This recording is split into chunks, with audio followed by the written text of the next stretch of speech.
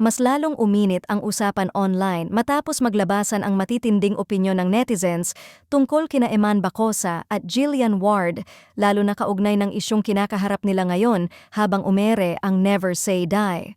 Ayon sa ilang netizens, tila kawawa umano si Eman dahil pakiramdam nila ay nagamit lang ito para lalong mapag-usapan at umingay ang naturang serye.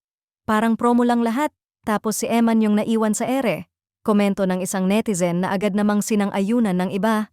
Dagdag pa ng ilan, kung pagbabasehan ang mga nangyayari, mula sa cryptic posts ni Eman hanggang sa pagiging sweet ni Jillian sa ibang co-stars, tila wala raw malinaw na direksyon ang tambalang matagal nang inaabangan ng fans. Mukhang wala na talagang pag-asa, saad pa ng isang netizen.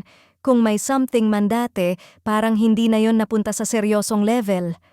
May mga nagsasabi rin na baka nadala lang ang publiko sa kilig at expectations, lalo na't napapansin ang chemistry ni na Eman at Jillian sa likod ng kamera. Ngunit sa kabila nito, wala pa ring konkretong patunay o kumpirmasyon mula sa dalawa tungkol sa tunay nilang estado. Samantala, may mga fans na hindi sang-ayon sa isyong ginamit lang si Eman. Para sa kanila, unfair umano ito kay Jillian dahil natural lang naman sa showbiz ang pagbuo ng on-screen at off-screen closeness para sa proyekto.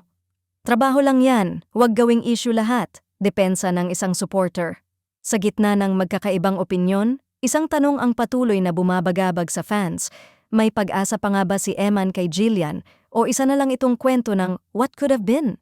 Sa ngayon nananatiling tahimik ang magkabilang panig, ngunit habang patuloy ang mga ganitong haka-haka, tila lalong lumalalim ang intriga at lalong naaakit ang publiko sa kwento sa likod ng kamera.